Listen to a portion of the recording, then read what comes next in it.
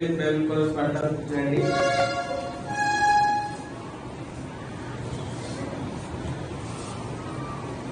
పఠింప శ్రేష్ఠ గ్రంథము పఠింప శ్రేష్ఠ గ్రంథము పఠింప శ్రేష్ఠ గ్రంథము అంతిమము పఠించిన ప్రేమను రక్షించును ఓ పఠింప శ్రేష్ఠ గ్రంథము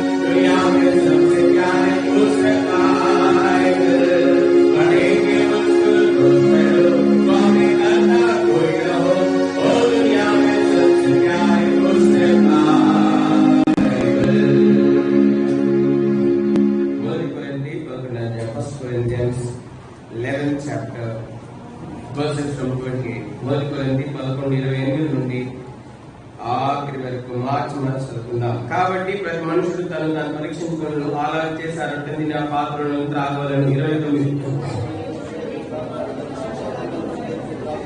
ఇందువల్లనే మీరు అనేకులు బలహీన రోగులైనా చాలా మంది నిద్రించుతున్నారు.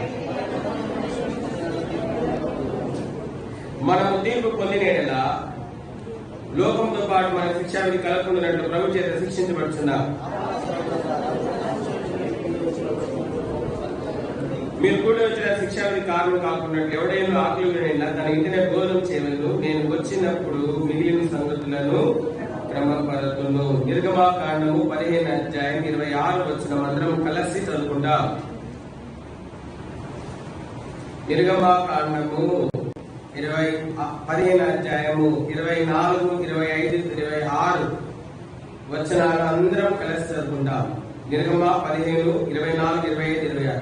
ప్రజలు మేమేమి త్రాగుతామని మోషే మీద చదువుకోగా అతని యెహోవాకు మొదలుపెట్టను. అందులో యెహోవా అతనికి ఒక చెట్టును చూపెను. అది ఆ నీళ్ళలో వేసిన తర్వాత నీళ్లు మొదలున్నాయను. అక్కడ ఆయన వారిని కట్టడలు విధించి నిర్ణయించి అక్కడ వారిని పరీక్షించి మీ దేవుని యెహోవాకు శ్రద్ధగా విని ఆయన దృష్టికి న్యాయమైన చేసి ఆయన ఆత్మలు విధేయులై ఆయన కట్టలన్నీ అనుసరించినట్లే నేను ఐగుప్తులకు కలిగేసిన రోగములను ఏది మీకు రానియను. నిన్ను స్వస్థపరిచే యెహోవాను నేనే అని నువ్వు ప్రార్థన. ప్రేమల తండ్రి, మెట్టుకు ప్రార్థన చేస్తా ఉన్నాం. తండ్రిని ఆరాధనలు కోరే అనుభవంలోకి మీరు నన్ను తీసుకుని వచ్చినారు. అందరూ ఒకప్పుడైతే తండ్రిని ఎరగని వారిగా ఉంటుంది, ఒకప్పుడైతే ప్రభా మెట్టుకు తండ్రి లేని వారిగా ఉంటుంది ప్రభా, ఒకప్పుడైతే పరలోకపు తండ్రిని లేని వారిగా ఉంటుంది. ఎంతో దౌర్భాగ్యపు దీన స్థితి ఓ ప్రభా, నీచమైన జీవితం ఓ ప్రభా, యథార్థత లేని జీవితం ప్రభా, దేవుని ఆత్మ లేని వారిగా ఓ ప్రభా, స్వకీయ దురాశల చేత ప్రభా నింపబడి వాటిని నెరవేర్చుకొనుచు ప్రభా స్వకీయ దురాశల చేత ఈడవబడుతున్నటువంటి జీవితం ఓ ప్రభా, ఒకప్పుడు అబద్ధమును ప్రేమించి అబద్ధములు జరిగించిన మోసయుక్తమైన జీవితం జీవించిన వాడు ఉంటుంది. అయితే ప్రభా, మీరు నన్ను జ్ఞాపకం చేసుకున్నందుకే వందనాలు చెల్లిస్తా ఉంటారు. ప్రభా, ఒకప్పుడు యథార్థత లేని వాడిగా స్వకీయ దురాశలు నెరవేర్చుకుంటూ వాటి తీడవబడి జీవిస్తున్న నన్ను, ఒకప్పుడు అబద్ధమును ప్రేమించుతూ అబద్ధమును జరిగించుతున్న నన్ను జ్ఞాపకం చేస్తున్నారు ప్రభా. అయితే నా కోసము నన్ను ఆ దీన స్థితిలో తప్పించి నన్ను నీ సొత్తుగా, నీ కుమారుడుగా, నీ వారిగా చేసుకున్నట్టు నా కోసము ప్రభా దేవునితో సమానంగా ఉండుట విడిచిపెట్టుకోవడానికి భాగ్యం కలిగిన నీ కుమారుడిని, సొంత కుమారుని ఆ ప్రభా నా కొరకు ఈ లోకంలో పంపించడానికి ఇష్టపడిన విధానంకే ఉండాలి. మీ కుమారుడు నా కోసము తగ్గించుకున్న విధానంకే ఉండాలి. నా కోసము మీ ప్రియ కుమారుడు ప్రభా విధేయత చూపించిన ఆ విధేయత అంతటిని బట్టి కూడా వందనాలు చెల్లిస్తా ఉన్నాను. నా జీవితంలో జరిగించిన గొప్ప రక్షణ కార్యం బట్టి ఉందనాలు. ఓ ప్రభా, నన్ను ప్రభా యథార్థంగాను ఆత్మతోనూ సత్యముతోనూ ఆరాధించువానిగా మార్చుడికై మీరు ఇష్టపడుతూ వచ్చిన విధానంకే ఉందనాలు. అయితే అటు స్థితిలోనికి వచ్చిన నా పాపం నాకు అడ్డుగా ఉండగా ప్రభా మీ ప్రియకుమారుని మీద నా పాప భారం అంతయు మోపి నాకు బదులుగా మీ ప్రియకుమారుని ఆ శిలువమరణముకు అప్పగించి నా పాపమంతా, దోషమంతా, అపవిత్రతంతా మీ కుమారుని సమాధిలో సమాధి చేసి నా కొరకై మీ కుమారుని మరణ బలం గలవాన్ని ఓడించి నా కొరకై పునరుద్ధారణగా చేసి ఆ పునరుద్ధానం ద్వారా ఇప్పుడు నేను నీతిమంతుడనని, పరిశుద్ధపరచబడిన వాడినని, నేను నీ సొత్తని, పరలోక మందులు భూలోక మందులు మీరు స్థాపించిన సాక్ష్యం కింద మీరు నా జీవితంలో ఈ పాపినైనా నన్ను రక్షించుటై మీ కుమారుడినే త్యాగముగా బలి అర్పణగా అర్పించడానికి ఇష్టపడిన నా ప్రేమంతటిని బట్టి ఉందా ఆయన చూపించిన త్యాగ సహితమైన, నిజమైన, ఉన్నతమైన, శాశ్వతమైన గొప్ప ప్రేమకై వందనాలు చెల్లిస్తా ఉన్నా. ఆ ప్రేమ చేత నా జీవితాన్ని మార్చినందుకే వందనాలు చెల్లిస్తా ఉన్నా. ఆ ప్రేమను బట్టి నా శిక్షను తొలగించి మీ కుమారుని వేసినందుకే వందనాలు. ఆ ప్రేమను బట్టి ప్రభా నన్ను ఇప్పుడు మీ సంతతిలో ఒకరిగా చేసుకునే దానికి వందనాలు. ప్రభా ఉదయకాల సమయంలో ఏమి ఇచ్చి ప్రభా నేను ప్రభా మీరు రుణం తీర్చగలను, నా రుణం ఎన్నటినట్టు ఉండవలసిందే ప్రభా. ఈ మిక్కిలి అనుకున్నాయి నన్ను, మీ ఘోర పాపినై నన్ను, పాపులకు వెళ్ళ ప్రధానుడైన నన్ను ప్రభా నాకు బదులుగా మీ కుమారుని అనుగ్రహించడానికి నీతియుక్తమైన వాడిని ప్రభా, అపరాధము దోషం లేని మీ కుమారుణ్ణి నా కొరకు బదులుగా అర్పించడానికి మీరు ఇష్టపడిన మీ ప్రేమంతటిని బట్టి రుణస్థులను కొంచెం సాయిలు పడుతూ ఒక రక్షణ పాత్ర చేతుకుని కొద్దిగా ఆరాధన నా కొరకై తను తానే విధేయుడుగా, రిక్తునిగా తగ్గించుకున్నందుకు, శిలోమరణం పొందినంతగా తగ్గించుటకు ఇష్టపడినటువంటి మీ కుమారుడు నా రక్షకుడైన యేసుక్రీస్తు ప్రభువారి మహిమగల పరిశుద్ధ నామమున పేరిట ఈ కొద్దిగా ఆరాధన మీకే సమర్పిస్తూ చాలా భాగములు యోగంగా బలను ఆచరించడానికి, పాల్గొనడానికి తన భాగములను మా కొరకై దీవించి వాటి ద్వారా మమ్మల్ని సంధించమని యేసుక్రీస్తు ప్రభువారి పరిశుద్ధ నామమున పేరిట సమర్పించి, ఆరాధించి, ప్రార్థించి అడిగి వేడుకుంటున్నాం తండ్రి. ఇక్కడ మనం 36 కూడా ఇదే విషయాన్ని చూస్తున్నాం. కాబట్టి ఇక్కడ ప్రభు అసందర్భంగా, సందర్భం లేదు ఇక్కడ, కానీ ప్రభు మరి నిర్గమాకాండం 15 అధ్యాయంలో లేఖనం సెలవిస్తాం. ఏమని చెప్తామంటే ఏమన్నా ఆయన చెప్పినాడు, ఐగుప్తుల కలిగేసిన రోగములలో ఏది మీకు రానియను, నిన్ను స్వస్థపరిచే యెహోవాను నేనే. ఇది అసందర్భం. వాళ్ళు అడిగింది నీళ్లు, నిన్ను చెప్పేది రోగం గురించి. వాళ్ళు ఏమడిగినారు? వాళ్ళు నీళ్లు అడిగారు, ప్రభు ఏమో రోగం గురించి చెప్తా ఉన్నాడు. కాబట్టి అసందర్భం. వాళ్ళు అడిగిన దానికి ప్రభు చెప్పేదానికి ఏం పోలిక, ఏం సంబంధం లేదు అని మనం అనుకుంటాం. కానీ ప్రభు సమస్తం ఎరిగిన వాడు, బుద్ధి జ్ఞానంలో సర్వ సంపద కలిగినటువంటి వాడు. ఆయన మరి ఏది అకారణంగా ఆయన నోటి నుండి అకారణంగా ఒకటి కూడా పలకడు. కాబట్టి నికోదేము ప్రభు దగ్గరికి వచ్చినాడు. అయ్యా నువ్వు దేవుడి నుండి వచ్చినటువంటి వాడు అని ఎన్నెన్నో చెప్తా ఉంటే ప్రభు చెప్పినాడు సూర్యుడు ఒక మాట, ఒకడు కొత్తగా జన్మిస్తేనే కానీ దేవుని రాజ్యంలో. ఆ మాటకి ఈ మాటకి సంబంధం ఉందా? లేదు. కానీ ప్రభు హృదయంతో మాట్లాడేటువంటి వాడు. ప్రభు దేనితో మాట్లాడతాడు? హృదయంతో మాట్లాడతాడు ప్రభు. మనం పై రూపాలను చూసి మాట్లాడతాము, ప్రభు హృదయాన్ని చూసి మాట్లాడతాడు. ప్రభు హృదయంతో మాట్లాడతాడు, మనము పై రూపాన్ని బట్టి మాట్లాడతాము. అయితే ప్రభు హృదయాన్ని బట్టి మాట్లాడతాడు. మన మాటలకి ప్రభు మాటలకి చాలా తేడా ఉంది. మన గ్రహింపు యొక్క అంతస్తుకి ప్రభు యొక్క గ్రహింపు యొక్క అంతస్తుకి చాలా తేడా ఉంది. మనం పై రూపమును బట్టి, అంతస్తును బట్టి, స్థితిగతులను బట్టి మనం మాట్లాడతాం. అయితే ప్రభు హృదయ స్థితిని బట్టి మాట్లాడతాడు. అక్కడ నికోదేమేమో ప్రభా నువ్వు దేవుని దగ్గర నుంచి వచ్చిన వాడు, లేకపోతే ఇన్ని అద్భుతాలు జరగవని చెప్పి ప్రభు చేసిన కార్యాలను వచించి ఎంతో చెప్తా ఉంటే ప్రభు అన్నాడు, ఒకడు కొత్తగా జన్మిస్తేనే కానీ దేవుని రాజ్యం వారసుడు కాదు, లేకపోతే దేవుని రాజ్యం ప్రవేశింపడని చెప్పి ఒక మాట చెప్పి ఆగాడు. ఇప్పుడు ఆయన హృదయంలో ఉన్నటువంటి దానికి సరైనటువంటి జవాబు దొరికింది. ఇప్పుడు నికోదేము ప్రభు అడిగిన దానికి జవాబు దొరికింది. అయ్యా నేను ముసల్మాన్ని, నేనెట్లా కొత్తగా జన్మించాలా? నేనెట్లా కొత్తగా జన్మించాలి? ప్రభు హృదయాలతో మాట్లాడతాడు, హృదయం ఎరిగినటువంటి వాడు. కాబట్టి హృదయాన్ని సంధిస్తాడు, హృదయాలతో మాట్లాడతాడు, హృదయాంతరంగం ఎరిగినటువంటి వాడు. ఆయన పైరూపంలో లక్ష్య పెట్టేటువంటి వాడు కాదు. ఈ లోక సంబంధమైన స్థితిగతులను ఆయన గమనించదు. అయితే ఆయన హృదయంలో లక్ష్యం ఉంచేటువంటి వాడు. ఇక్కడ ఇశ్రాయేలీలు మరి వారి యొక్క హృదయం ఉన్నటువంటి పతనం గురించి ప్రభు మాట్లాడుతూ ఉన్నాడు. ఏమనంటే ఇదిగో నేను ఐగుప్తులకు కలిగేసినటువంటి రోగములు ఏది మీకు రాని, నిన్ను స్వస్థపరిచే యెహోవాను నేనే. వాళ్ళ హృదయ స్థితి బాగలేదు, వారు అంత గొప్ప రక్షణను అంత త్వరగా మర్చిపోయినారు. దేవుడు ఐగుప్తుల చేతిలోకి ఇచ్చిన విడుదలను, ఐగుప్తుల చేతిలో ఇచ్చినటువంటి ఆ సంపూర్ణమైన విడుదల, దాసత్యం కాడిని ఆయన తుత్తునీలుగా చేస్తున్నాడు. దాసత్యం కాడిని తుంచినాడు. అంత మాత్రమే కాదు, ఆయన వారిని స్వతంత్రులుగా చేస్తున్నారు. అంతకుముందు వారు దాసులుగా ఉన్నారు, ఇప్పుడు వారు స్వతంత్రులుగా చేయరు. అయితే ఇదంతా మర్చిపోయినారు, తొందరగా మర్చిపోయినారు. ఎర్ర సముద్రం దాటి వారు కేవలము ఎన్ని రోజులు అయిందంటే వారు 3 దినాలు. చూడండి 15:22 వచ్చిన నిర్గమాకాండం 15:22. మోషే ఎర్ర సముద్రం నుండి జనులను సాగజేయగా వారు షూరు అరణ్యంలోకి వెళ్ళి వారు దానిలో 3 దినములు నడిచిరి. అందరి వారికి నీళ్లు దొరకలేదు. అందులో వారు మారా చేసి మారాన్ని చేదైనవి కనుక వారు ఆ నీళ్లు తాగలేకపోయి అందువలన దానికి మారాన్ని పేరు కలిగి ప్రజలు మేమేం తాగుకొని మోసం తనుకున్నాక ఎన్ని రోజులు అంటే ఎర్ర సముద్రం దాటి ఎన్ని రోజులు? 3 రోజులైంది. ఎర్ర సముద్రం దాటి ఎన్ని రోజులైంది? 3 రోజుల్లో ఐగుప్తు దాసత్వాన్ని మర్చిపోయారు. ఐగుప్తులో వారు పడిన శ్రమ మర్చిపోయారు. ఐగుప్తులో వారు పడినటువంటి బాధను మర్చిపోయారు. ఐగుప్తులో వారు పొందినటువంటి అవమానాన్ని మర్చిపోయారు. ఐగుప్తులో వారు కాచిన కన్నీటిని మర్చిపోయారు. ఎర్ర సముద్రం దగ్గర వారు పొందిన వారు ఎంతో భయపడుతూ వచ్చినారు. ఎర్ర సముద్రం దగ్గర వారు పడిన భయాన్ని మర్చిపోయారు. అన్ని మర్చిపోయారు. అయిపోయింది అంటున్నారు. ఇంకా రక్షించబడిన కొత్తల్లోనే కొన్ని దినాలే మనం ఉజ్జీవంగా ఉంటాం. ఆ కొన్ని దినాలు అయిన తర్వాత మళ్ళీ ఈ పాత స్వభావం అనేది కొంచెం కొంచెంగా మనలో కనబడేదిగా ఉంటుంది.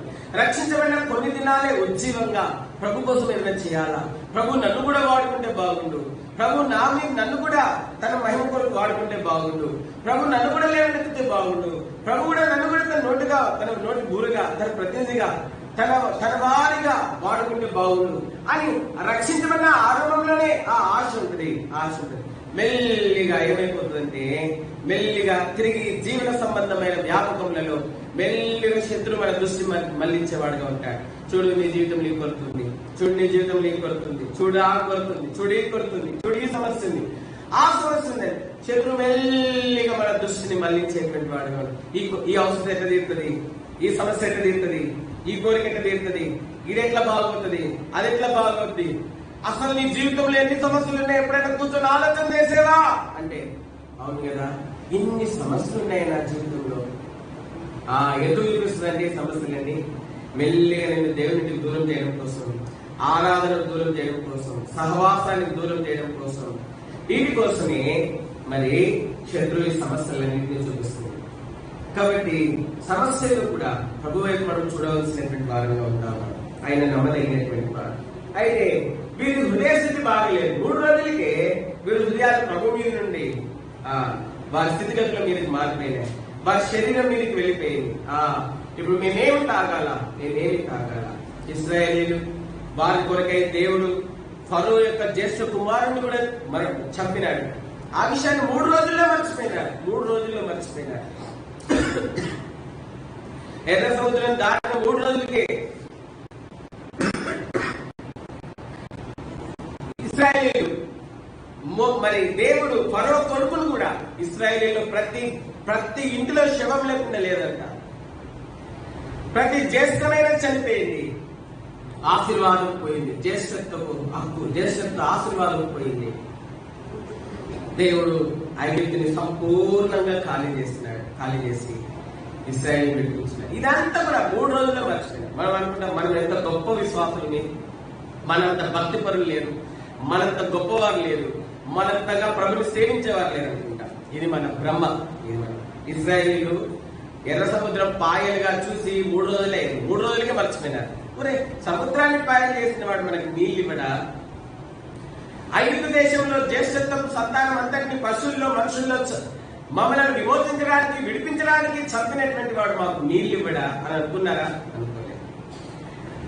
ఐగుప్తు దేశాన్ని గంధకములతో అగ్నివడగళ్లతో కాల్చివేసి మాకు విమోచన ఇచ్చినటువంటి వాడు నీళ్ళు ఇవ్వడా? కర్రను సర్పంగా చేసినటువంటి వాడు మాకు నీళ్ళు ఇవ్వడా?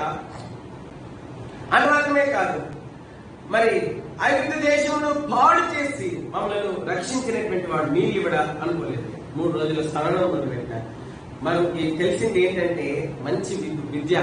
మనం పాపులుగా ఉన్నప్పుడు నుండి మనతో పాటు వస్తున్నటువంటి ఒక అలవాటు ఏంటంటే సనగడం. బాగా సనగడం మనకు తెలుసు. ఇంట్లో భార్యలు కిచెన్ లో సనుగుతారు, విశ్వాసం మంత్రంలో సనుగుతారు. ఇంట్లో భార్యలు ఎక్కడ సనుగుతారు? మొగుడు ముందు సనుగుతారు. ఎక్కడ సనుగుతారు? కిచెన్ లో శబ్దాలు వస్తుంటాయి. శబ్దాల మధ్యలో నుంచి 2-3 మాటలు, కిచెన్ లో శబ్దాల్లో మధ్యలో నుంచి 2-3 మాటలు వినబడతా ఉంటాయి. అంటే ఆ 2-3 మాటలు ఏంటంటే మనకన్నమాట. మనం ఏం సరి చేసుకోవాలో అవి సరి చేసుకోవడం కోసం.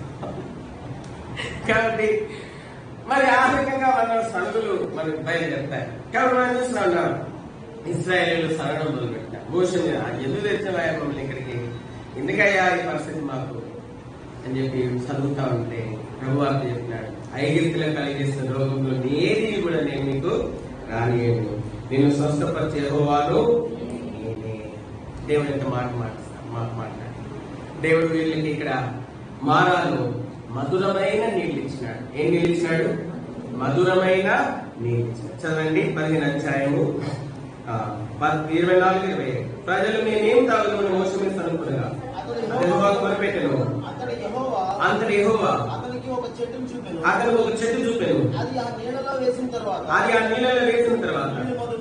నీళ్లు మధురములాయెను. అక్కడైన వారికి కట్టడను విధిని నిర్ణయించి అక్కడ వారిని పరీక్షించి. కాబట్టి నీళ్ళు ఏమైనాయంట? మధురములాయెను. మధురమైనటువంటి నీళ్లను దేవుడు ఇశ్రాయేలుకి ఇచ్చినాడు. ఆ నీళ్ళే దేవుని వాక్యము. ఆ నీళ్ళేంటి? దేవుని. అక్కడ చూడండి, ఆ నీళ్లు ఏమైంద? మధురంలాయను. అక్కడ వారికి కట్టడను విధిని. ఆ నీళ్ళే దేవుని వాక్యం అనే కట్టడలు, దేవుని వాక్యం అనే విధులు. ఆ నీళ్ళే దేవుని వాక్యం అనే కట్టడలు, దేవుని వాక్యం అనే విధులు. ఎఫెసీయులకు రాసినటువంటి పత్రిక 5వ అధ్యాయం. ఎఫెసీయులకు రాసినటువంటి పత్రిక 5వ అధ్యాయం 25, 26, 27 వచనాలు అందరం కలిసి.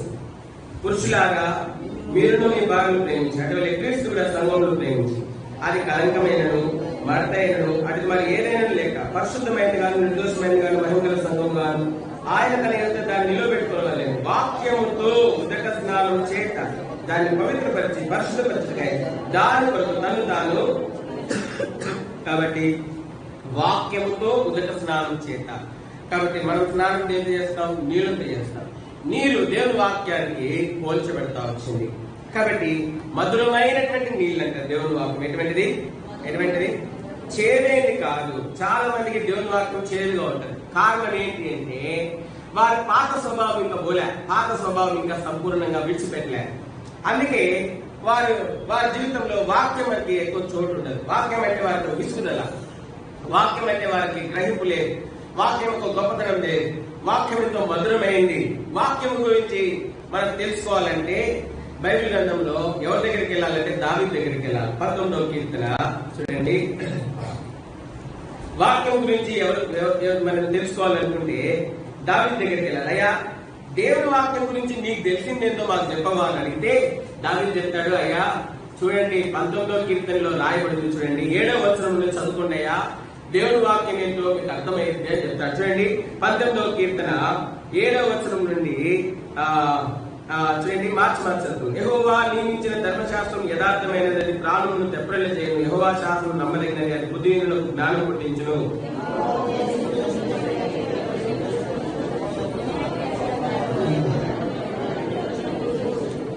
యెహోవా యందైన భయము పవిత్రమైనది, అది నిత్యం నిలుచును. యెహోవా న్యాయ విధులు సత్యమైనవి, అవి కేవలం న్యాయమైనవి.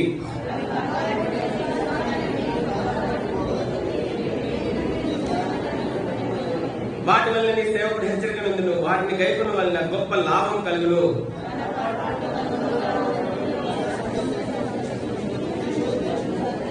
దురభిమాన పాపంలో పడకుండా నీ సేవకుని ఆపుము, వాటిని నన్ను ఏలనీయకుము. అప్పుడు నేను యథార్థవంతుని అధిక ద్రోహం చేయకుండా నిందారహితుడనగుదును.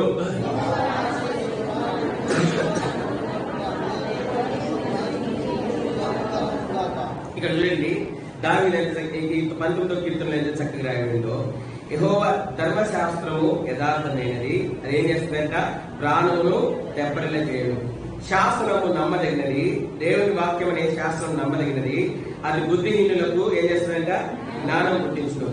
యెహోవా వాక్యం అనే ఉపదేశం నిర్దోషమైనది, అది ఏం చేస్తుందంట, హృదయమును సంతోషపరచును. యెహోవా దేవుని వాక్యం అనేటువంటి ధర్మము నిర్మలమైనది, అది కన్నులకు ఏమిస్తుందంట, వెలిగించును.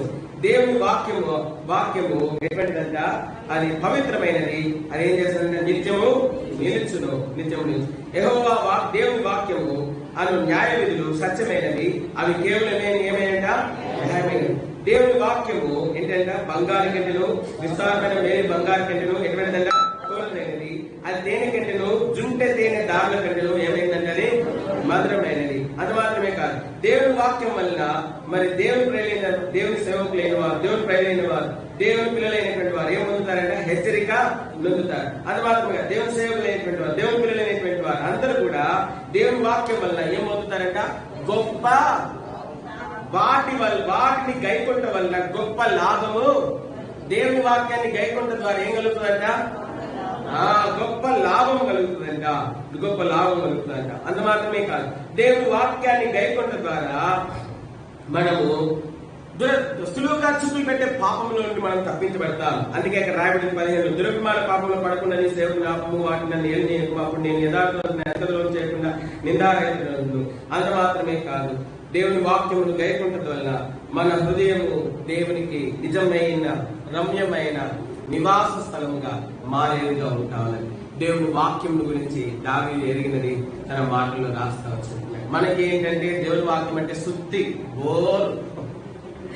మనకేంటి దేవుని వాక్యం అంటే సుత్తి బోర్. టీవీ ముందు 3 గంటలు కూర్చుంటాం, 4 గంటలు కూర్చుంటాం. టీవీ శబ్దం వినబడతా ఉండాల, పక్క రూమ్ లోకి వెళ్ళిన వినబడతా ఉండాలా. మళ్ళీ సీన్ టు సీన్ మనకి రిమైండ్ అవ్వాలా. కాబట్టి నేను కూడా రక్షణ పొందామని టీవీ చూసేవాడు. ఆ పాత దినాల్లో ఈనాడు పేపర్లో డిస్ట్రిక్ట్ ఎడిషన్ లో దాని ప్రోగ్రామ్స్ వచ్చాయి. ఈ టైంకి ప్రోగ్రామ్ ఆ ప్రోగ్రామ్ చూసుకొని మరి టీవీ చూసేవాడు. కాబట్టి మరి మనం చూస్తా ఉన్నాం, మరి చాలా ప్రయత్నం. కాబట్టి మనం చూస్తా ఉన్నాం, దేవుని వాక్యం అంటే మనకు శక్తి బోర్. దేవుని వాక్యం మనకి ఎట్లుండే అంటే, దేవుని వాక్యం అంటే ఈ దినాల్లో ఆసక్తి కోల్పోయినటువంటి వారు ఉంటారు. దేవుని వాక్యం మధురమైనది. అందుకే అక్కడ దేవుడు ఈ లోకం నీళ్లు చేదైనవి అయితే నేను ఇచ్చే నీళ్లు మధురమైనది. నేను ఇచ్చే నీళ్ళు ఎటువంటివి, మధురమైనవి. నేను ఇచ్చే నీళ్లు మధురం. అందుకే ఆయన చెప్తా వచ్చింటున్నాడు, నేను ఇచ్చే నీళ్లు తాగువాడు ఎన్నటికీ తప్పికొనడు. అందుకే ఆ మహాసభలో పండుగ రోజున ప్రభు చెప్తాడు, దాహం దప్పికొని వాళ్ళ నాయకుడండి. యోహాను సువార్త 7వ అధ్యాయం 37-38. ఆ పండుగలో మహాదినమైన అంత్యదినమున యేసు నిలిచి ఎవడైనా తప్పికొని నాయకుడికి వచ్చి దప్పి తీర్చుకున్నాడు. నా విశ్వాసం వాడేవాడు తన కడుపులో ఉండి. దేవుని వాక్యము మధురమైంది, దేవుని వాక్యం జీవం కలిగినది. దేవుని వాక్యం యోహాను సువార్త 6వ అధ్యాయము 63వ వచనం చదవండి. ఆత్మీయ జీవింపజేయుచున్నది, శరీరం కేవలం నిష్ప్రయోజనం. నేను మీతో చెప్పిన మాట ఆత్మీయమైందంట. దేవుని వాక్యము మధురమైంది. దేవుని వాక్యము తేనె జుంటె దేని తాళ కంటే మధురమైంది. దేవుని వాక్యము బంగారం కంటే విస్తారమైన మేలు బంగారం కంటే కోరదగినటువంటిది. దేవుని వాక్యం జీవం కలిగినది. దేవుని వాక్యమే ఆత్మ అయినది. దేవుని వాక్యమే మరి జీవమై ఉంటా ఉన్నది, ఆత్మై ఉంటా ఉన్నది, మధురమైనదిగా ఉంటా ఉన్నది, విలువైనదిగా ఉంటా ఉన్నది. మరి ఈ జీవం కలిగినటువంటి దేవుని వాక్యం గురించి ప్రభు చెప్తా ఉన్నాడు. నిర్గమాకాండం 15వ అధ్యాయంలో ప్రభు చెప్తున్నాడు, ఇదిగో నేను మధురమైన నీటిని నేను మీకు ఇస్తా ఉన్నాను. ఈ లోకపు నీళ్లు చేరైనవి. మనకేమో ఈ లోకపు నీళ్లు, ఈ లోకానుసారమైన ముచ్చట్లు, ఈ లోకానుసారమైన సాంగేట్లు, ఈ లోకానుసారమైన ముచ్చట్లు, ఈ లోకానుసారమైన సాంకేట్లు, ఈ లోకానుసారమైన ఆచారాలు మనకి ఎంతో మధురంగా ఉంటాయి. అవి ఇప్పుడు మధురంగా ఉంటాయి, అవే నీ జీవితానికి పాడు చేసేవిగా ఉంటాయి.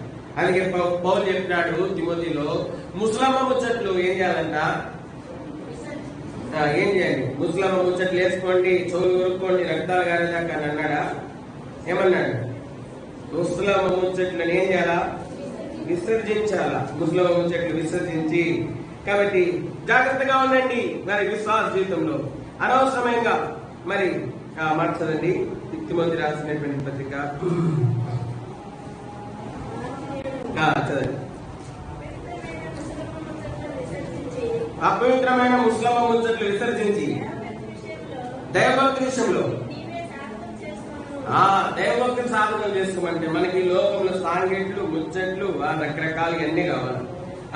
కాబట్టి దైవభక్తిని సాధన చేసుకుని దేవుడు ఇచ్చిన రక్షణ, మనకి ఇచ్చిన సమయాన్ని ప్రార్థన కోసం, వాక్యం చదవడం కోసం, దానికోసం వాడు మనకి ఇచ్చినటువంటి సమయాన్ని ఆ ముస్లమ్మ, ఈ ముస్లమ్మ, ఆ రకరకాల ముచ్చట్లు, ఆ సాంగేట్లు, ఈ సాంగేట్లు, ఆ విషయాలు, ఈ విషయాలు తెలుసు సమయాన్ని అంతటిని కూడా పాడు చేస్తా ఉన్నారు.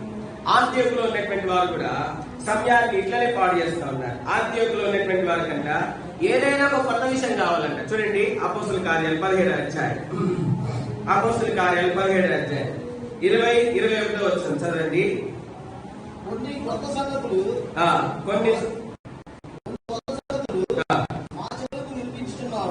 మాకు చెవులకు వినిపించుచున్నావు కనుక వీటి బాబు మేము తెలుసుకొని కోరుచున్నామని చెప్పి ఏథెన్స్ వారందరూ అక్కడ నివసించి పరదేశులు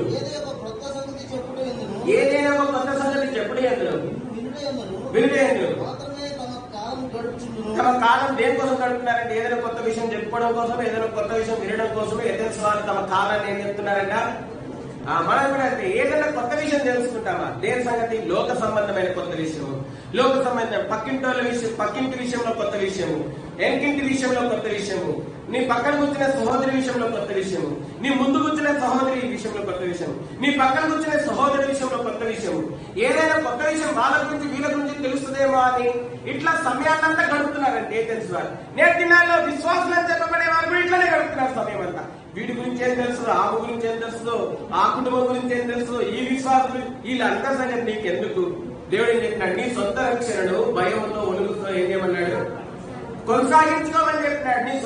నీ సొంత రక్షణ విషయంలో ఎంత సమయం గడుపుతా ఉన్నావు, నీ రక్షణ కాపాడుకోవడానికి ఎంత ప్రయాసపడతా ఉన్నావు. దేవుడు నీకు మధురమైన నీళ్ళు ఇచ్చినాడు.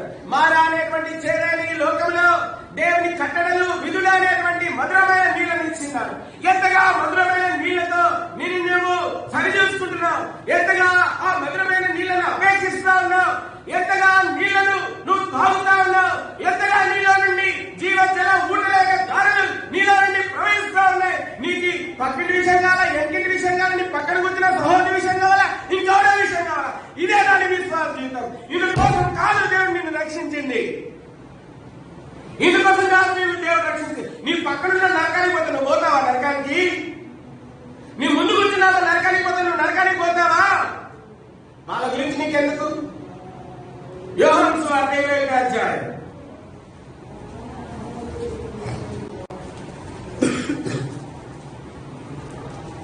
యోహాను సువార్త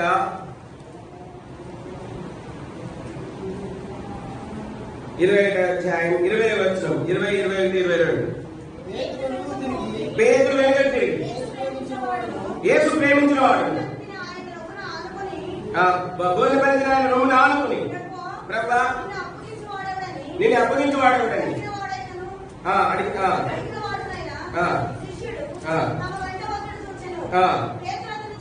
ఇదని చూచి, ప్రభువా ఇదని సంగతి ఏమవునని యేసుని అడిగాను.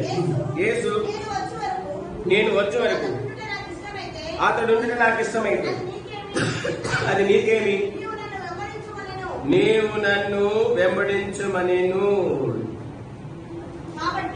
చాలండి. ఏం చేయమన్నాడు ప్రభు? అది నీకెందుకు? అతని సంగతి నీకెందుకు? ఎవరతను? ఎవరైనా యేసు రొమ్మున ఆనుకున్న శిష్యుడు. వీళ్ళిద్దరు కలిసి పరిచయం చేయాలి. పరిచయం చేసే విషయాల్లోనే పరిచారకులకే దేవుడు ఏం చెప్పినాడు? నీ పక్కన నీతో పాటు పరిచయం చేసే విషయం నీకెందుకయ్యా? మనకి అందరిది కావాలి, అందరిది పూసుకోవాలి. మనం ఒక కాక్టైల్ లాగా తయారవ్వాలి. మన దగ్గర ఒక ఎన్సైక్లోపీడియా ఉండాలా. ఏముండాలా? ఎన్సైక్లోపీడియా ఉండాలా. ప్రతి వ్యక్తిని గురించి ఏ పేరు చెప్పినా మన చరిత్ర చెప్పగలం. Page number 192 encyclopaedia. మన పేరు ఎన్సైక్లోపీడియా. మన దగ్గర అందరి చరిత్ర ఉంటది. నీ చరిత్ర దగ్గర మీరు చూసుకో. నీ చరిత్ర దగ్గర ఉంది చూసుకో. ఎవరి దగ్గర ఉంది నీ చరిత్ర? దేవుని దగ్గర ఉంది. దేవునికి భయపడు, ఎవరికి భయపడకపోయినా నీ చరిత్రను తెలిగినటువంటి వాడు. మనకి అందరి చరిత్రలు కావాలి. ఆ చరిత్ర, ఈ చరిత్ర, ఈ చరిత్ర, ఈ చరిత్ర. ఏమక్క, ఎందుకు మనకి వేరే చరిత్రలు, వేరే కుటుంబాల గురించి మనకి ఎందుకు? నీ పక్కన కూర్చున్న సహోదరి గురించి మనకి ఎందుకు? నీ రక్షణ విషయం ఏంటి? ఎట్లుంది నీ రక్షణ? సహోదరుడా, నీ ముందు వెనకాల ఉన్న వారి గురించి నీకెందుకు? ప్రభు పేతురుకే చెప్తున్నాడు, ఆయన గురించి నీకెందుకు? ఎవరైనా తోటి శిష్యుడండి, ఎవరైనా తోటి శిష్యుడు గురించి అవసరం లేదా? పేతురికి అవసరం లేదు. ప్రభు నీకు అనవసరం అన్నట్టు. నీకెందుకు? ఎవరి చరిత్రను తెలుసుకుని ఏం చేస్తావు? వాళ్ళ చరిత్ర తెలుసుకున్నంత మాత్రం నువ్వు నీతిమంతులుగా అయిపోతావా? నువ్వు నీతిమంతురాలుగా అయిపోతావా? ఎవరి చరిత్ర తెలుసుకొని ఏం చేస్తావు? ఎవరి చరిత్ర తెలుసుకొని బ్లాక్ మెయిలింగ్ దేనికోసం?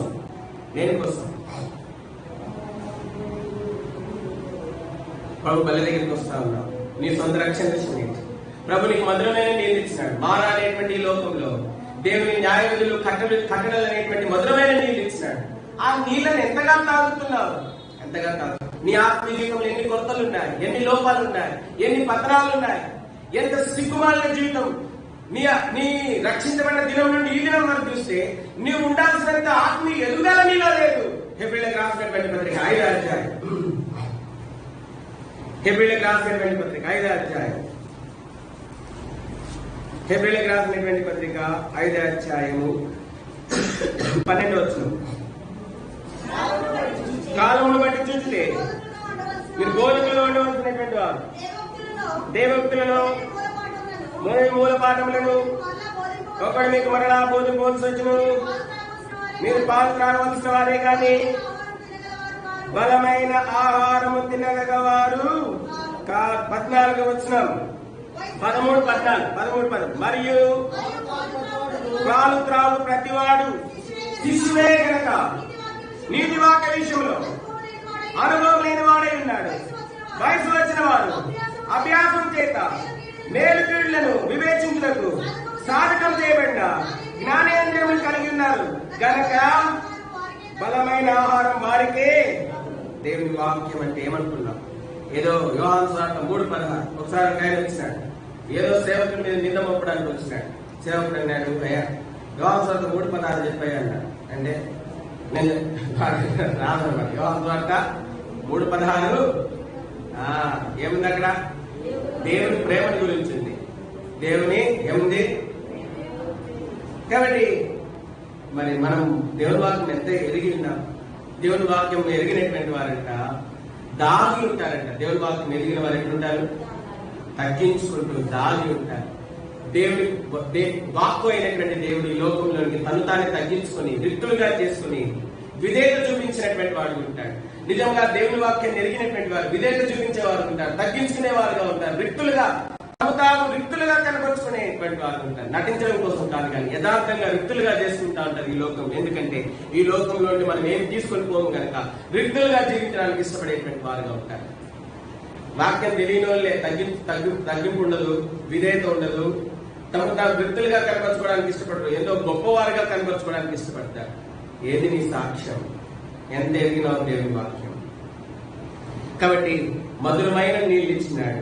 ఏమిచ్చినాడు దేవుడు? ఏమిచ్చినాడు? మధురమైన నీళ్ళు ఇచ్చినాడు. ఏంటా నీళ్లు?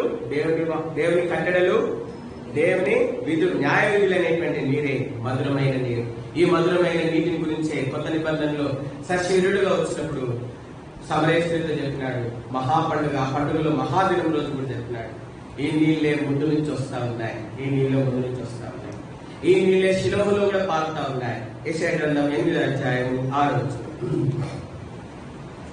యెషయా గ్రంథం మరి షిలోహులో కూడా ఇవే నీళ్లు పారుతా ఉన్నాయి. యెషయా గ్రంథం 8వ అధ్యాయం 6వ వచనం చదవండి. మరి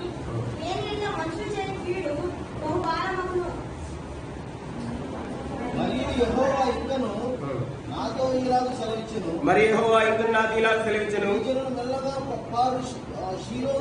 ఈ జనులు మెల్లగా పారు షిలోహు నీళ్లు వద్దని చెప్పి రెజీనును బట్టి రెమల్యా కుమారుని బట్టి షిలోహులో ఏం పారుతుందంట? షిలోహులు ఏముందంట? నీళ్లున్నాయి. ఇక్కడ షిలోహులు ఎవరున్నారు? ఏలీ ఉన్నాడు. షిలోహులు ఎవరున్నారు? ఇంకెవరున్నారు షిలోహులో? బాలుడైన సమూయేలు. మొదటి సమూయేలు గ్రంథం చదవండి. మొదటి సమూయేలు గ్రంథం మొదటి అధ్యాయము 24వ వచనం చదవండి. మొదటి సమూయేలు మొదటి అధ్యాయం 24 చదవండి. పాలు మార్పించిన తర్వాత అతను ఇంకా చిన్నవాడైండగా ఆమె ఆ బాబుని ఎత్తుకొని 3 గోడలను, తుమ్మడి పుండిని, దాక్షరస్థితిని తీసుకొని షిలోహులోని మందిరంలోనికి. షిలోహులో ఏముంది? దేవుని మందిరం ఉంది. ఆ మందిరంలో ఏముంది? నెమ్మదిగా పారుతున్నటువంటి మధురమైన నీళ్లున్నాయి. ఆ మందిరంలో ఏముంది? నెమ్మదిగా పారుతున్నటువంటి మధురమైన ఆ నీళ్ళే దేవుని వాక్యము. జీవము కలిగిన దేవుని వాక్యం, ఆత్మయున్న దేవుని వాక్యం. అదే ఆ నీళ్ళు. ఆ కట్టడలు, న్యాయ విధులు అనేటువంటి దేవుని వాక్యం అనే నీళ్ళు. ఆ నీటిని ఏం చేస్తున్నారంట? షిలోహులో వారు ఏం చేస్తున్నారంట? యెషయా గ్రంథంలో వద్దని ఏం చేసినారంట? దాన్ని తృణీకరించిన. అందుకే చాలా మందికి వాక్యం అంటే ఇష్టం లేదు. కాబట్టి ఎట్లా వస్తుంది నీలో పరిపూర్ణత? ఆత్మీయమైన పరిపూర్ణత, ఆత్మీయమైన స్వస్థత ఎట్లా వస్తుంది? ఎన్నో విధేతలు ఉన్నాయి. 2 రాజుల గ్రంథం 5వ అధ్యాయం చదండి. 2 రాజుల గ్రంథం 5వ అధ్యాయంలో 3 విషయాలు చెప్పి ముగిస్తాను. త్వరగా చెప్తాను, జాగ్రత్తగా గమనించడానికి ప్రయత్నం చేయండి. జాగ్రత్తగా గమనించండి. 2 రాజుల గ్రంథం 5వ అధ్యాయం 8వ వచనం నుండి 14వ వచనం వరకు మార్చి చదువుకుంటాం. 2 రాజుల గ్రంథం 5వ అధ్యాయం 8 నుండి 14 వరకు మార్చి చదువుకున్నాం. ఇశ్రాయేల్ రాజు తన వస్త్రం చింపుకొని సంగతి దైవజనుడు ఎలీషా వినబడినప్పుడు అతడు, నీ వస్త్రం నువ్వు ఎందుకు చింపుకుంటువి? ఇశ్రాయేల్లో ప్రవక్త ఉన్నాడని అతనికి తెలియబడినట్లు అతని నాయకులకు రమ్మని రాజులకు వర్తమానం చేసింది.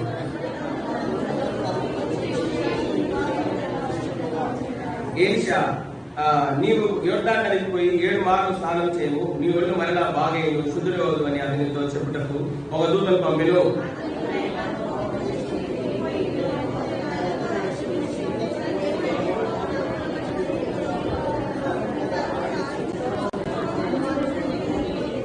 దమస్కు నదులైన అబానాయును,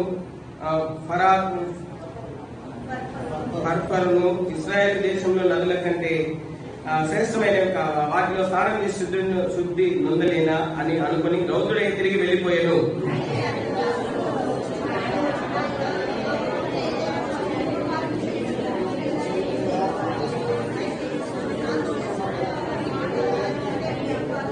అతడు పోయి దైవజనుడు చెప్పినట్లు యోర్దాను నదిలో 7 మార్లు మునుగగా అతని దేహము పసిపిల్ల దేహం వలె, అతడు పసిపిల్ల వంటి వారిగా అయితేనే దేవుని రాజ్యంలో ఏం వస్తాం మనము? పసిపిల్లలు. దేవుని వాక్యం అనే నీటిలో మునుగుతున్నావా? మునగడం అంటే ఏంటి? సంపూర్ణ విధేయత ఉందా దేవుని వాక్యం అనే నీటికి? లేకపోతే నీ కళ్ళు దేవుని వాక్యానికి విధేయ చూపిస్తున్నాయా? నీ చేతులు దేవుని వాక్యానికి విధేయ చూపిస్తున్నాయా? నీ కాళ్ళు దేవుని వాక్యానికి విధేయ చూపిస్తున్నాయా? నీ నోరు దేవుని వాక్యానికి విధేయ చూపిస్తుందా? నీ నాలుక, కళ్ళల్లో నాలుక దేవుని వాక్యానికి లోబడతా ఉందా? నీ ఆలోచనలు దేవుని వాక్యానికి విధేయ చూపిస్తున్నాయా? నీ హృదయం దేవుని వాక్యానికి విధేయ చూపిస్తుందా? సంపూర్ణంగా నువ్వు దేవుని వాక్యం చేత నడిపించబడే అనుభవం ఉన్నావా? వాళ్ళే పసిపిల్లలు. ఎవరైతే సంపూర్ణంగా దేవుని వాక్యం చేత నడిపించబడతారో వాళ్ళే దేవుని దృష్టిలో పసిపిల్లలు. వారే దేవుని రాజ్యంలో నిజమైన హక్కుదారులు. మత్తయి సువార్త ఇక్కడ ఇక్కడ చిన్న సమస్య వచ్చింది. ఏం సమస్య వచ్చిందంటే గొప్పవారు ఎవరని చెప్పేసి ఒక చిన్న సమస్య వచ్చింది. చూడండి 18వ అధ్యాయం, మత్తయి సువార్త 18వ అధ్యాయం చూడండి, మొదటి 6 వచనాలు చదవండి.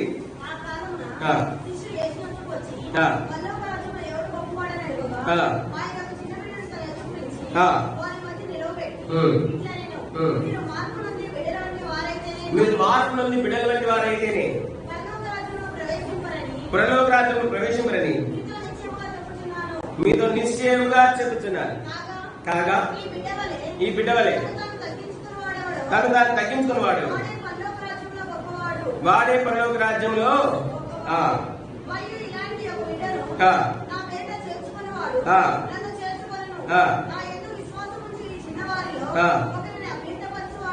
ఒకరిని అభ్యంతరపరచువాడు వాడు మెడకు చీకటి రాయి కట్టబడినవాడు. కాబట్టి మనం చూస్తున్నాం చిన్నపిల్లల వంటి వారిగా మార్పు చెందాలా. ఎప్పుడు వస్తుంది మార్పు? నీలో ఎప్పుడు వస్తుంది మార్పు? ఖరీదైన బైబిల్ పట్టుకుంటే వస్తుందా? కొరియా ప్రింట్ బైబిల్ పట్టుకుంటే మార్పు వస్తుందా? 2000 రూపాయల బైబిల్ పట్టుకుంటే మార్పు వస్తుందా? నీలో దేని వల్ల మార్పు వస్తుంది? నయమానుకి చెప్తున్నాడు ఎలీషా, నువ్వు వెళ్ళి యోర్దాన్లో మునుగు. యోర్దాన్ అంటే ఏంటి తెలుసా? దొర్లిపోవుట. యోర్దాన్ అంటే ఏంటి? దొర్లిపోవుట. నువ్వు వాక్యాన్ని విధేయత చూపించినప్పుడు నీలో ఉన్న అవిధేయతలు, నీలో ఉన్న అపవిత్రత, నీలో ఉన్న సకలమైనటువంటి మలినం అంతా దొర్లిపోతుంది. నువ్వు వాక్యానికి విధేయత చూపించకపోతే, నీ హృదయం దేవుని వాక్యాన్ని విధేయత చూపించకపోతే, నీ చేతులు దేవుని వాక్యాన్ని విధేయత చూపించకపోతే, నీ కాళ్ళు దేవుని వాక్యాన్ని విధేయత చూపించకపోతే, నీ కన్నులు దేవుని వాక్యాన్ని విధేయత చూపించకపోతే, నీ మనసు దేవుని వాక్యాన్ని విధేయత చూపించకపోతే, నీ ఆలోచనలు దేవుని వాక్యాన్ని విధేయత చూపించకపోతే నువ్వు ఎట్లా మార్పు చెందుతావు? నువ్వు కొరియా ప్రింట్ పట్టుకున్నా మార్పు చెందావు. అమెరికా బైబిల్ పట్టుకున్నా మార్పు. నాకు ఈ మధ్య అమెరికా నుంచి ఒక బైబిల్ ప్రజెంట్ వచ్చింది. మా వనస్థలిపురం సంఘంలో దొరసం రెడ్డి గారిని ఒక ఆయన ఉన్నారు. వాళ్ళ కొడుకు అమెరికాలో ఉన్నారు. అనుకోకుండా ఒకరోజు ఫోన్ వచ్చింది. ఈ మధ్య పోయిందిలే. ఏమని వచ్చిందంటే, బాగా ప్రేమిస్తారు కాబట్టి మా సంఘంలో చాలా ప్రేమించేటువంటి వారు కాబట్టి, ఎందుకంటే వనస్థలిపురం సంఘం మా ఇంట్లోనే ఆరంభమైంది శివన్ ప్రార్థన వల్ల. కాబట్టి చిన్నతనం నుండి కూడా మొదటితరం సేవకులు వారి చేతుల మీదుగా పెంచబడ్డాం. నేను వర్షపడే కారణం ఏంటంటే, మా ఇంట్లో 6 అయితే 5 బక్సింగ్ గారి పేర్లు పెట్టినారు. నా పేరు కూడా బక్సింగ్ గారు పెట్టినారు. నా పేరు ఐజయా బక్సింగ్ గారు పెట్టినారు. డానియల్ అని అమ్మోలు పెట్టినారు. మొత్తం ఐజయా డానియల్. కాబట్టి నా ఫస్ట్ బర్త్డే డాసన్ గారు చేసినారు. బక్సింగ్ గారు చనిపోయిన వాళ్ళు అయినటువంటి డాసన్ గారు చేసినారు. కాబట్టి ఇది ఒక అతిశయం. అంటే అతిశయం అంటే గర్వం కాదు, దేవుడు కృపించినాడని సంతోషపడతా ఉన్నాను. కాబట్టి ఒక బైబిల్ వచ్చి ఈ మధ్య ఫోన్ చేస్తాను దోసం రెడ్డి గారు, రాజేష్ రెడ్డిని వాళ్ళ కుమారుడు నన్ను ఎంసీఏ చేస్తున్నాడు. నేను ఎంసీఏ ప్రాజెక్ట్ చేసేటప్పుడు ఒక సజెషన్ అవన్నీ కూడా ఇస్తూ వచ్చుంటాను. ఈ మధ్య ఫోన్ చేసినారు. So rise I want to send you one present which my son has sent for you. So please send me your address. So నేను సరే అడ్రస్ పంపించినాను. సో పోయిన నెలలో బైబిల్ వచ్చింది, మంచి బైబిల్. అది ఎంత బాగుందంటే బైబిల్ అంత బాగుంది. ఆ బైబిల్ రిసీవ్ చేసుకున్నాను. స్పీడ్ పోస్ట్ లో వచ్చింది. ఒంటె చర్మంతో చేయబడిన తోలు Bible cover. English Bible KGB version. దేంతో చేసిన బైబిల్ కవర్? ఒంటె చర్మంతో చేయబడినటువంటి బైబిల్ కవర్. పైన బ్లాక్ కలర్ ఉంది, బ్లూ కలర్ లో. దాని తర్వాత చక్కటి ప్రింటర్, చాలా బాగుంది బై. చాలా ఎంత I was so much happy by receiving it.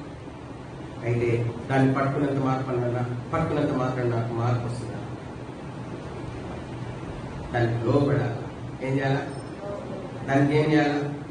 లోపడాలా. దానికి లోపడాలా. ఉందా వాక్యానికి విధేయతుందా? నీ చేతులు విధేయ చూపిస్తున్నాయి దేవుని వాక్యానికి? నీ మనస్సు విధేయ చూపిస్తుందా దేవుని వాక్యానికి? నీ హృదయం విధేయ చూపిస్తుందా దేవుని వాక్యానికి? నీ కాళ్ళల్లో దేవుని వాక్యానికి విధేయతుందా? ఎల్లగొడని స్థలాలకు వెళ్ళకూడదని దేవుని వాక్యం నువ్వు ఇంకా వెళ్తున్నావు. నీ చేతుల్లో దేవుని వాక్యానికి విధేయతుందా? నీ హృదయంలో దేవుని వాక్యానికి విధేయతుందా?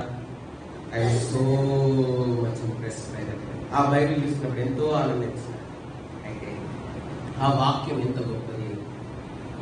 మధురమైనటువంటి నీటికి నువ్వు విధేయత చూపించకపోతే ఎట్లా మార్పు చెందుతావు? నీలో మార్పు ఎట్లా వస్తుంది? నయమాను కూడా విధేయత చూపించలేదు దేవుని వాక్యానికి. ఎలీషా చెప్పిన మాటగా మా సిరియా దేశం ఎందుకంటే బాగున్నాయి నదులు, దాంట్లో ఉనిగితే నాకు రాదా. యోర్దాన్ అంటే దొర్లిపోవుట.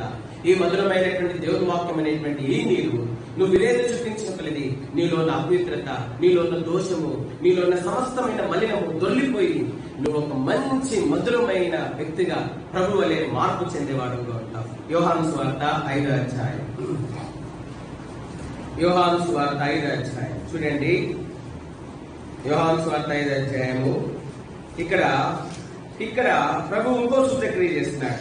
ఇక్కడ 30 బెతెస్దా అనేటువంటి యొక్క మరి అది చదవండి. 5వ అధ్యాయం 2-3 వచనాలు చదువుతూ యూదుల పండుగ వచ్చాను. ఏ జెరూసలేముకి వెళ్ళాను? యెరూషలేములో గొర్రెల ద్వారం దగ్గర హెబ్రీ భాషలో బెతెస్దా అనబడిన కోనేరు ఉండెను. దానికి 5 మండపములు కలవు. ఆయా సమయంలో ఆ దేవత కొలెనులో దిగి నీళ్లు కదిలించగలదు. నీళ్లు కదిలింపబడినప్పుడు పిమ్మట మొదట ఎవడు దిగునో ఇక్కడ చూడండి ఒక వింతైన విషయము. బెతెస్దా అనేటువంటి గొర్రెల ద్వారం దగ్గర బెతెస్దా అనేటువంటి కొలను ఉన్నది. బెతెస్దా అనేటువంటి ఒక కోనేరు ఉన్నది. ఆ కోనేరు దగ్గర కంటే చాలా మంది రోగులు అక్కడే ఉంటా ఉన్నారు. దానికి 5 మండపాలు ఉన్నాయండి. ఎన్ని మండపాలు ఉన్నాయి? 5 మండపాలు. ఈ 5 మండపాలలో అందరు రోగులే. ఒకడు కుష్టి రోగి, ఒకడు ఆరోగి, ఒకడు ఈ రోగి, ఒకడు గుడ్డోడు, ఒకడు కుంటోడు, ఒకడు రకరకాల పక్షవాతం గల రకరకాల రోగులు ఉన్నారు. 5 మండపాలు. అయితే ఈ 5 మండపాలలో ఉన్నటువంటి వారు అక్కడ నీళ్ళని కనిపెడతా ఉన్నారు. దేని కనిపెడుతున్నారు? మండపాలని, వచ్చిపోయేటోళ్ళని, వాళ్ళని కాదు చూసేది. దేని కనిపెడుతున్నారు? నీళ్ళని కనిపెడుతున్నారు. ఎందుకంటే ఆయా సమయాల్లో అంట పరలోకం నుండి దేవతలు వచ్చి నీళ్ళని కదిలిస్తుందంట. నీళ్ళని కదిలించిన వెంటనే మొట్టమొదటిగా ఎవడైతే ఆ నీళ్ళల్లో కాలు పెడతాడో ఏమవుతాడని వాడు the first person who steps into the pool of Bethesda will be healed from every kind of disease.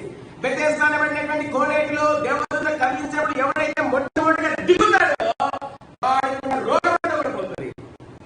This man need not dip himself wholly in the pool of Bethesda. Bethesda అనేటువంటి కోనేటిలో సంపూర్ణంగా మునిగాల్సిన అవసరం లేదు. యోర్దానులో నయమాను 7 సార్లు మునిగేట్లుగా Bethesda అనేటువంటి మధురమైన నీళ్లలో సంపూర్ణంగా మునిగాల్సినటువంటి అవసరం లేదు.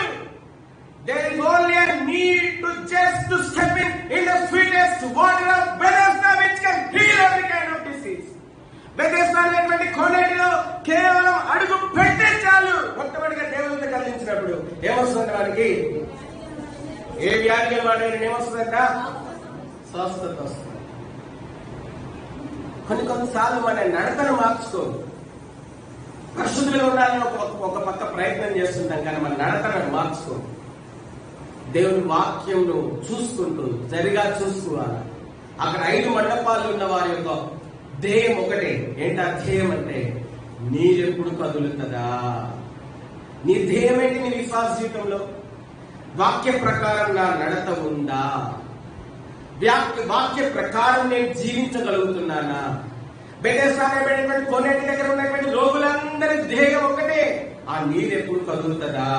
38 సంవత్సరాల నుంచి కూడా ఉన్నాడు. ఆ 38 సంవత్సరాల నుండి కూడా అవిధేయుడుగా ఉన్నాడు. ఆ కోనేటిలో దిగలేకపోతా ఉన్నాడు. వాడికి అవకాశం రాలేదు. 38 సంవత్సరాల నుండి దేవదూత ఎన్నిసార్లు కోనేటిని కదిలించిందో, ఆ కదిలించినప్పుడల్లా వీడికంటే ఒకటి ముందుగా వెళ్ళి బాగుపడుతూ వచ్చున్నాడు. చాలా మంది దేవుని మందిరానికి వస్తూ ఉంటాడు, కానీ వాళ్ళ జీవితంలో ఏ మార్పు లేదు.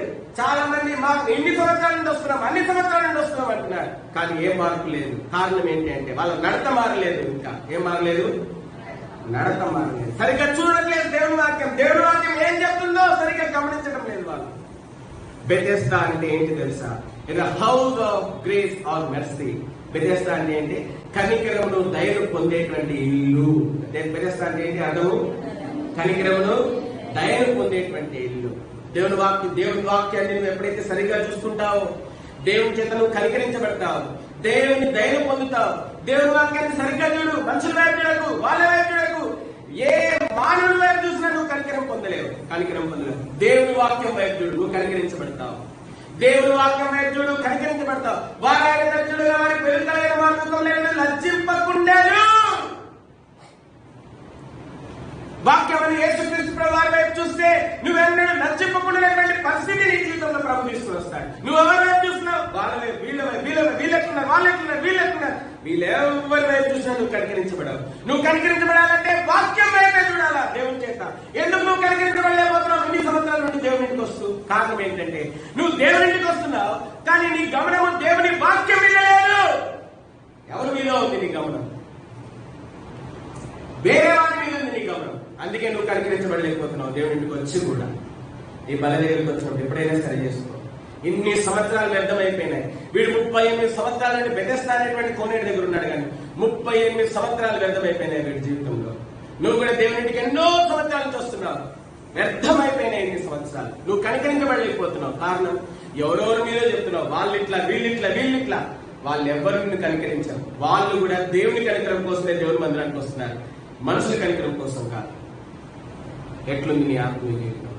దేనికోసం వస్తున్నావు దేవుని మందిరానికి? కనికరించబడుతున్నావా? దేవుని వచ్చినప్పుడల్లా నువ్వు ఎప్పుడు కనికరించబడతావు తెలుసా? వాక్యాన్ని చూసినప్పుడు, వాక్య ప్రకారం నీ జీవితం ఉందో లేదు పరీక్షించుకున్నప్పుడు కనికరించబడతావు.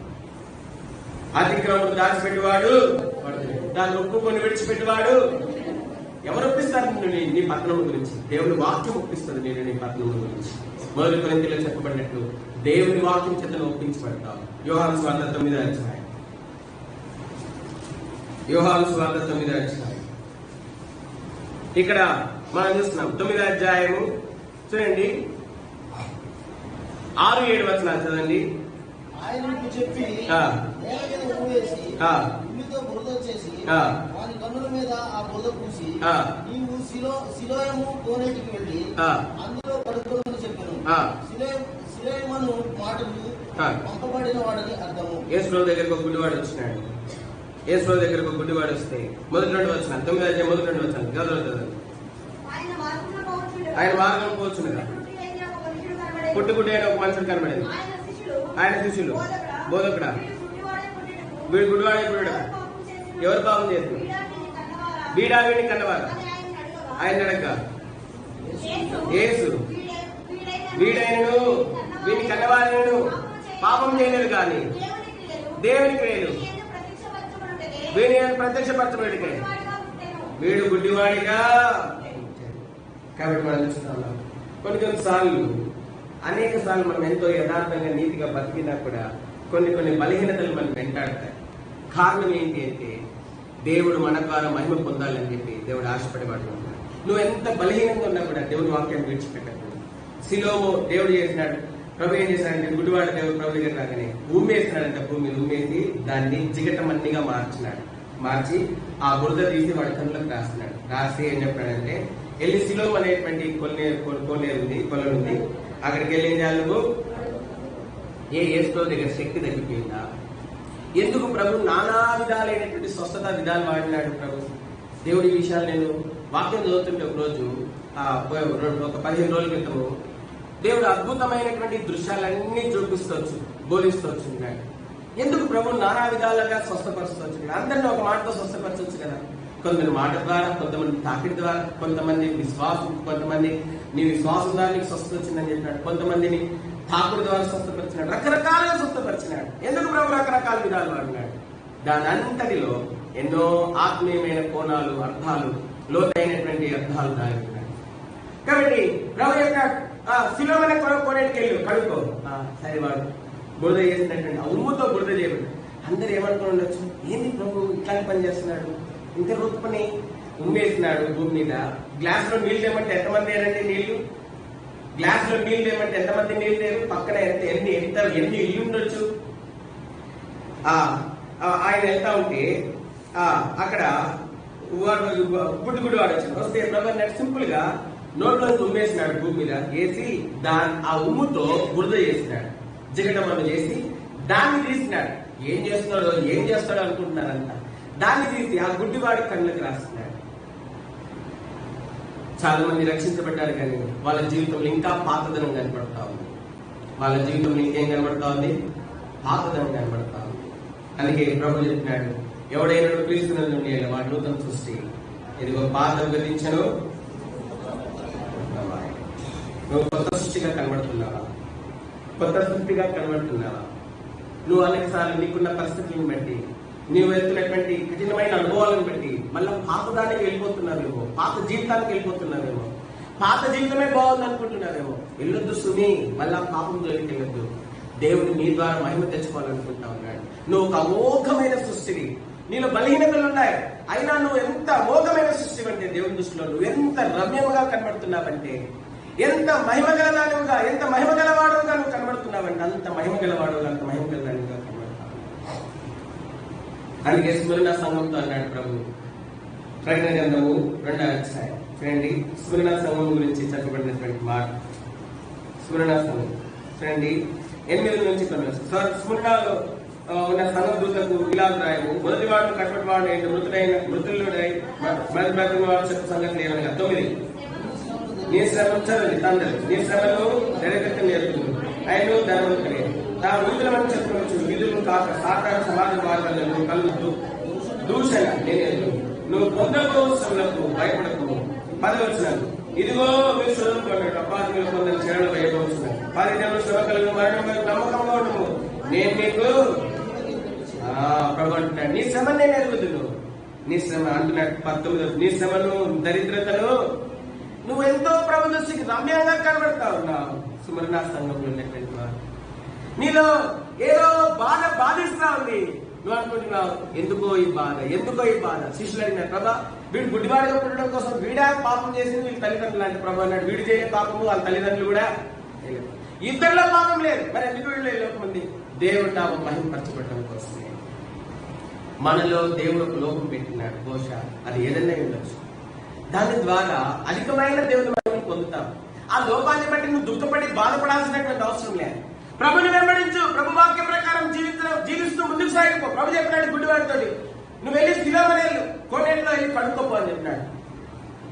ఏంది అందరికి ఆశ్చర్యం, ఏంది ప్రభు గుడ్డోడిని పోమంటున్నాడు? ఎంతమంది సహాయపడ్డారు ఆ గుడ్డోడికి? అయ్యా శిలోకి ఎట్లా పోవాలని అడగలే, గుడ్డోడే శిలోకి ఎట్లా పోవాలని ప్రభు అడగలే. వెంటనే శిలోకి వెళ్ళి కడుక్కంటే వాడు పోయినాడు. పోతుంది ఎంతో మంది, నేను తీసుకెళ్తా.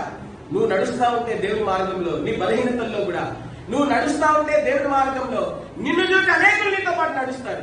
నీ బలహీనతను బట్టి ఆగిపోకు, నీ శ్రమను బట్టి ఆగిపోకు, నీ దరిద్రతను బట్టి ఆగిపోకు, నీ దుఃఖాన్ని బట్టి ఆగిపోకు, నీ నిందను బట్టి ఆగిపోకు, దూషణ బట్టి ఆగిపోకు. దూషణలో, నిందలో, దరిద్రతలో, శ్రమలో కూడా ప్రభుని వెంబడించు. నిన్ను చూసి అనేక మంది బలపడతారు. నీ ద్వారా దేవుని నామం మహిమపరచబడుతుంది. బలహీనతల్లో ఆగిపోకు, ముందుకే సాగు. అందుకే ప్రభు చెప్పినాడు, సిలోకి వెళ్ళి అంటే వీడు వెళ్ళాడు, సిలోకి వెళ్ళి కడుక్కుంటే ఏమొచ్చింది వాడికి?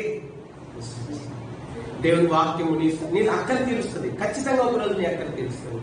కాబట్టి మధురమైన ఈ నీరు మునగడం ద్వారా ఒకడు బాగుపడినాడు, ఒకడేమో అడుగు పెట్టడం ద్వారా ఒకడు బాగుపడినాడు, ఒకడేమో కడుక్కోవడం ద్వారా ఒకడేమైనాడు. మరి నీకేం అవసరం? నువ్వు మునగాలా, అడుగు పెట్టాలా, లేదా కడుక్కోవాలా? ఏది నీకు అవసరం? ఈ మధురమైనటువంటి నీరు అనేటువంటి న్యాయ విధులు కట్టడలు అనుకునేటువంటి మధురమైన నీళ్లు ఏ రకంగా నిన్ను శుద్ధి చేసుకోవడానికి అవసరమో బల దగ్గరకు వచ్చినప్పుడు పరీక్షించు. నీకు నయమాన లాంటి శుద్ధి అవసరమా? లేదంటే యోహాను సువార్త 5వ అధ్యాయంలో 38 సంవత్సరాల నుండి బెతెస్దా అనేటువంటి కోనేటి దగ్గర కనికరము కొరకే, కృప కొరకే ఎదురు చూస్తున్నటువంటి వారు వంటి శుద్ధి అవసరమా? అయితే యోహాను సువార్త 9వ అధ్యాయంలో పుట్టుగుడ్డివాడుగా ఉండి సిలోం అనేటువంటి ప్రభు ఉండి వేసి బురద చేసి దాన్ని కంటికి రాయబడి సిలోమన్ కొన్నిటిలో కలగబడి ద్వారా వచ్చినటువంటి శుద్ధి వంటి అటువంటి శుద్ధి అవసరమా? నయమాన్ వంటి శుద్ధ, యోహాను సువార్త 5వ అధ్యాయంలో ఉన్నవాడి వంటి శుద్ధ, లేకపోతే యోహాను సువార్త 9వ అధ్యాయంలో ఉన్నటువంటి శుద్ధ? నీకే శుద్ధి అవసరం? నీకు తెలుసు, నిన్ను రక్షించిన దేవునికి కూడా తెలుసు. బల దగ్గరికి వస్తాను, పరీక్షించుకున్నాను, సరి చేసుకున్నాను. ప్రభా నాకు నయమాన్ వంటి శుద్ధి అవసరం. ప్రభా నాకు యోహాను సువార్త 5వ అధ్యాయంలో ఉన్నవాడి వంటి శుద్ధి అవసరం. ప్రభా నాకు యోహాను సువార్త 9వ అధ్యాయంలో ఉన్నవాడి శుద్ధి అవసరం. సమస్యలు వెనక్కి పోకు, అవమానాలు వెనక్కి పోకు, బాధలు వెనక్కి పోకు, శ్రమలు వెనక్కి పోకు, ముందుకే పో. దేవుడు ఖచ్చితంగా నిన్ను బట్టి అనేకుల్ని దేవుడు సిద్ధపరుస్తున్నాడు. నువ్వు నడుస్తా ఉంటే దేవుడి మార్గంలో, దేవుడి మాటను బట్టి, ఆ గుడ్డివాడు దేవుడు చెప్పిన మాటను బట్టి నడుస్తున్నాడు సిలోముకి. అయ్యా సిలోముకి తీసుకెళ్ళండి, అయ్యా సిలోముకి తీసుకెళ్ళండి, అయ్యా సిలోముకి తీసుకెళ్ళండి. అయ్యా మేము తీసుకెళ్తాం. చాలా మంది వీడు బాగుపడితే చూడాలని తీసుకెళ్తా ఉన్నారు, కానీ అనుకోకుండా వాళ్ళు కూడా దేవుడి మార్గంలో ఏం చేస్తున్నారు? నిన్ను బట్టి అనేకులు మార్పు చెందడం కోసమే దేవుడు ఒకవేళ బలహీనత నీలో పెట్టినాడేమో, నీ ద్వారా అనేకులు మార్పు చెందుతున్నారు. కాబట్టి అధైర్యపడకు, ధైర్యం తెచ్చుకుని ముందుకు సాగు, భయపడకు. దేవుడు నీకు తోడై ఉన్నాడు, దేవుడు నిన్ను విడిచిపెట్టాడు, దేవుడు నిన్ను రక్షించిన వాడు నమ్మ దగ్గర. మధ్యాహ్నం గోబల దగ్గరికి వస్తున్నాం. ఐగుప్తులో కలిగేసిన రోగం ఏది నీకు రాని, నిన్ను స్వస్థపరిచే యెహోవాను స్వస్థత ఈ మధురమైన వాక్యములు కట్టడలు న్యాయవిధుల ద్వారా వస్తుంది. ఈ స్వస్థత నిజమైన స్వస్థత. ప్రార్థన చేస్తుంది. చేశాను.